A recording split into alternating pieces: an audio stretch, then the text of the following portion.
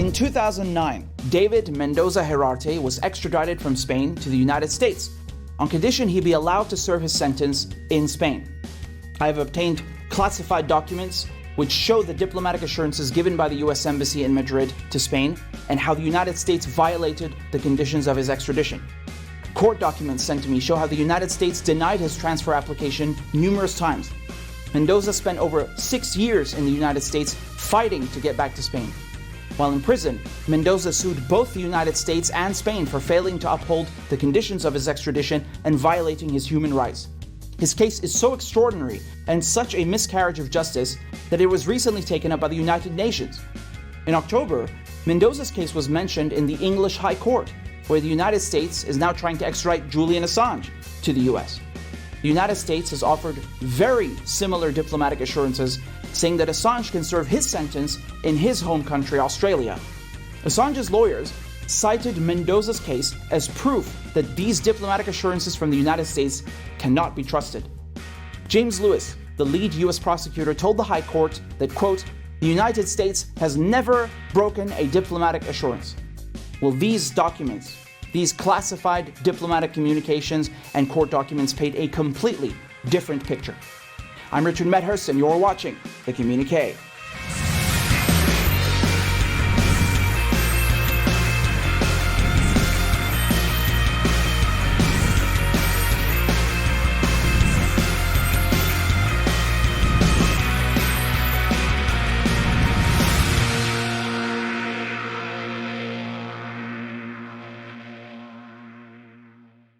David Mendoza Herarte was born and raised in the United States, but he described Spain to me as his second home. He is both an American and Spanish citizen. Mendoza was wanted by the United States for drug trafficking in the early 2000s, moving marijuana between Canada across the border into Seattle. Mendoza first realized that US authorities were onto him when he found a GPS tracker stuck on the bottom of his car. He told me that teams were put on him to survey him 24 hours a day, with federal agents even renting a house across the street from him. Mendoza dropped everything and decided to leave the United States for Mexico to stay at some property that he owned there. When he learned that there was a warrant out for his arrest, he moved to the Spanish capital Madrid in June 2006. 2 years later, in June 2008, the Spanish authorities arrested Mendoza under an international arrest warrant. The United States had requested his extradition on drug-related and money laundering charges. At this point, Mendoza had already settled in Spain and started a family. He was married and had one child with another on the way, both Spanish nationals. This is important because in Spain, if you go to jail, the government can't just put you in a facility that is so far away that it would prevent your family or make it practically impossible for them to see you. This is the right to private and family life under Article 8 of the European Convention on Human Rights. Now, in August 2008, the Spanish National Court ruled that Mendoza's extradition to the United States could only go ahead under 3 conditions. Number 1, that he serve any sentence in Spain, so he would be close to his family.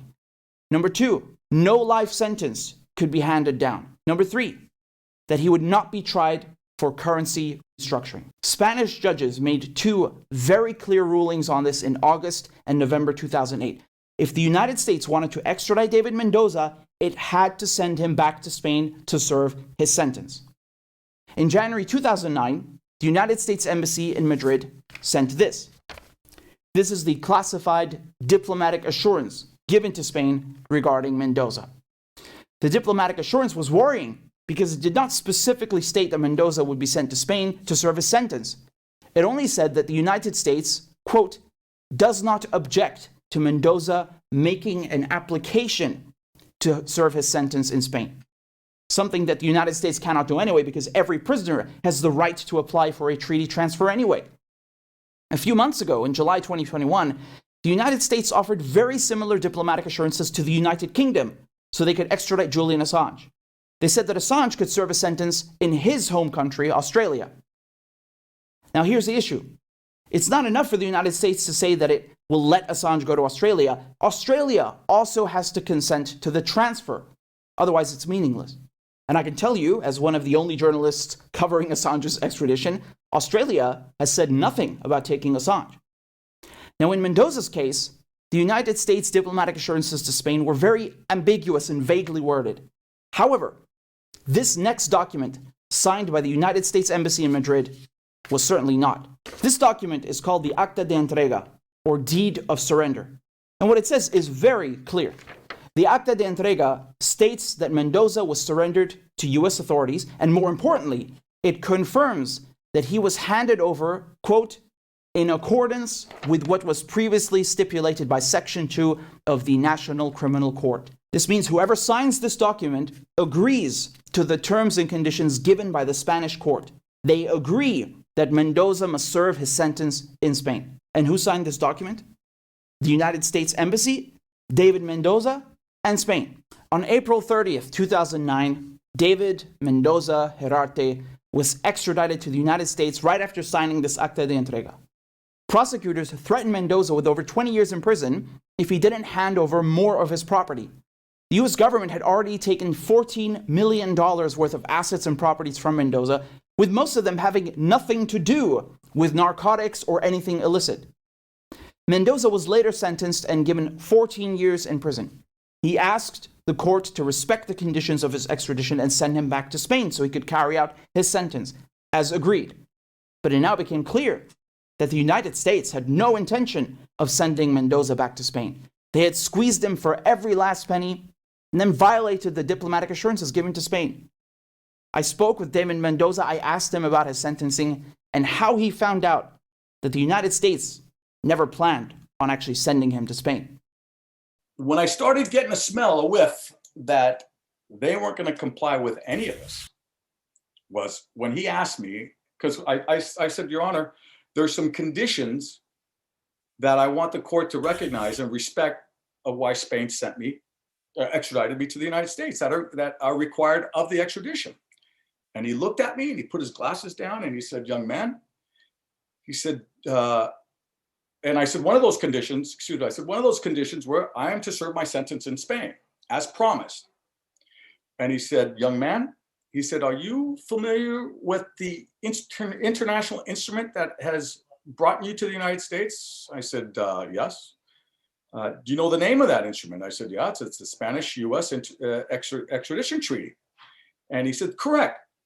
He said, can I ask you another question? I said, obviously, you're the judge. He says, are you signatory on that? And I said, signatory? I said, obviously not. It's done by my government. Yours is done by your government, but it applies to all of us. He said, it does apply, but if you're not signatory, you don't have a right to claim. Meaning my government would have to make a claim against non-compliance of the treaty or the conditions that were applied within that treaty, not me. So right then I knew this is not looking good. What the United States was essentially saying here is that Mendoza, his signature is not on the extradition treaty, so he can't make any claims, which is ridiculous because the extradition treaties in general are signed between countries, between governments, not people. Nevertheless, this is the argument that they made. Mendoza is certain that the United States government will play this exact same trick on Julian Assange. Assange will get to the United States. They might block his transfer to Australia or place him in oppressive prison conditions. And if he tries to contest this, they will say, hey, you didn't sign the extradition treaty. You have no claim. In Mendoza's case, however, there was a document that he, the United States, and Spain all signed together, which explicitly stated that he must serve his sentence in Spain, and it is the Acta de Entrega. All three signatures are right here. Now, Mendoza was given 14 years in prison. Instead of immediately sending him to Spain to carry out the sentence, he was told that he has to apply for a treaty transfer. He did. And the answer that he got from the United States was no. I applied for a treaty transfer. That's when they just told me, the embassy, I spoke to the Spanish embassy. It said, go ahead and just apply. You'll be back in a couple months to serve your sentence. I was sentenced to 14 years in federal prison for possession and distribution of marijuana. So I said, okay, let me apply to go back to Spain. So I applied, I think it was November 2009. It was towards the tail end of 2009, because they wouldn't allow me to apply there at the detention center. They said, oh no, we have to process you into prison. And I could see this was just a game plan. So I said, screw it. I called up the embassy. I told them, listen, these guys are playing games. I need to apply and you need to help me make that application. They refused. They said, no, you have to do it through your case manager. So when I got to Colorado, they sent me to a medium-high institution in Colorado. When I got to Colorado, I asked the case manager there, who was assigned to me. I said, sir, there's some conditions. And he said, you can apply, but there's the United States is going to be told by anybody what to do. I said, all right. I mean, that's your position. There's to each their own.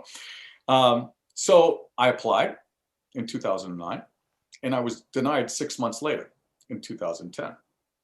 I think the summer, June or July of 2010. So then I started saying, wait a minute here. You know, you guys took an extra piece of property from me. I've got a contract. You promised Spain. It's black and white. And that's when I knew we're going to have some serious problems here. In total, Mendoza applied 3 times to transfer to Spain. All 3 applications were denied, violating the extradition conditions. Once he applied, he had to wait 8 months for a decision and even longer to apply again. This is the document from the U.S. Department of Justice denying his transfer in 2010. It states, there is no administrative appeal from this decision. Unless otherwise noted above, the prisoner may reapply 2 years after this denial. When the United States denied Mendoza's transfer in 2010, he immediately sued Spain. He figured the United States is not going to give him any justice, so he needs to get justice in Spain. He wanted to pressure Spain to pressure the U.S. to enforce the extradition conditions. Mendoza sued Spain in the criminal court, the constitutional courts, but got nowhere. His last option was the civil court.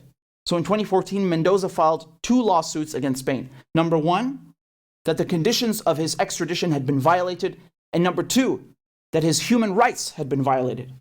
Each case went to the Spanish Supreme Court. Mendoza won both. So when the Supreme Court ruling came out a couple of weeks later, it said, I don't care what you do, you need, first of all, it said that they were in total disbelief. It shows you the control and intimidation the United States has on these people. They were in total disbelief that the Spanish authorities only sent out 2 diplomatic notes saying, oh, over now at this point, a 6-year period of time, oh, could you please send Dave Mendoza back? It's required.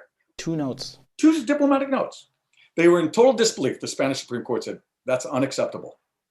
And they basically told them, if you can't resolve this, we will resolve it. And then a few weeks later came out my human rights violations. My human rights were being violated. So the Supreme Court made it very clear to them in that order that said, if this lasts any longer, we will take the actions necessary. And I asked my attorney, what actions are those? And she told me, Dave, those actions are, they're the only ones who can suspend a treaty. The court can actually suspend the extradition treaty between Spain and the United States. And she says that they don't want that to happen. This is your ticket home. They don't want that to happen because once they suspend the treaty, they can't cancel it, but they can suspend it because they say, well, it's not protecting the law and constitution of Spain. But when they suspend it, to reactivate that treaty, it has to go through the whole Congress and Parliament thing. It has to, and then it becomes highlighted, and then people start seeing it, and then the EU, other member states start seeing it. And these guys like to do things under the radar. Yeah. And so that's when they said, we'll get them back. At the same time Mendoza was suing Spain, there was also pressure coming from inside the country. Spanish judges didn't block, but stopped processing extraditions to the United States. They were basically telling the Americans, you better send Mendoza back if you want extraditions to the U.S. to continue. So finally, I wrote the Chief Justice. I wrote all the justices of the federal court, but I got a break when I wrote the Chief Justice. He wrote me back. He sent me a stack of documents. And he called in the U.S. Embassy personnel, I suspect Kimberly Weiss and company, and said, you're going to make this guy come back, because if not, we're going to cut your extraditions. As of this point, extraditions have been very fluid and very fructiferous, as he puts it, for the American authorities. They promised him, oh yeah, don't worry, Mendoza will be back by the summer. Let's see, that ruling was September 2011. They said I would be back in Spain by 2012. They promised him that. Well, didn't work. And so what they did, the Spanish judges, they have no authority to cancel or suspend any extradition treaty, but they were able to not process them.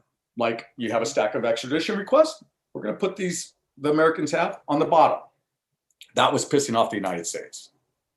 Pissing off the United States. There was a lot of, I understand there was a lot of diplomatic communications going back. How can we get this resolved? Blah, blah, blah. We'll be right back after this short break. So at this point, Mendoza was suing Spain at the Supreme Court, and he was also suing the United States in civil court. He was suing Obama's Attorney General, Eric Holder. And the United States came and told Mendoza if he drops the lawsuit in the US, they'll let him go home. In the end, Mendoza reluctantly accepted, but he told me that dropping this suit was the biggest regret of his life. In 2000 to 2012 or 13, whenever they changed the law, was a 6-year maximum sentence. Now remember, the acts of my crime were in 2006 and before, supposedly. I was sentenced in 2009. I requested to go back to Spain in 2009, which was denied. If they would have sent me back to Spain, I would have been back in Spain, which the Supreme Court said, yes, he should have been back in Spain in 2009 when he requested. That's what the conditions was. There was no new law then in Spain. When I get back to Spain, this judge, who's now the Minister of Interior, I don't know what the hell, he's one of these neoliberals here in Spain. This judge basically says, no. Well, first he told my attorney, yes, don't worry, Dave's going to get out. 3 days later, my attorney comes visit me in prison in Spain and says, I got bad news for you. I had a second communication with him. And he says, he's not letting you out. Somebody touched him. I said, what do you mean somebody touched him? He said, somebody told him that ain't happening. I have no doubt it was Miss Kimberly Weiss, you know, and I suspect what she did was the Americans are pissed. I want you to know that we don't want Mendoza out. When Spain conditioned Mendoza's extradition, when it said that he must serve his sentence in Spain, it imposed this condition in order to protect the nucleus of the family. That's the whole point. And in the end, the United States succeeded in violating the whole essence of this requirement.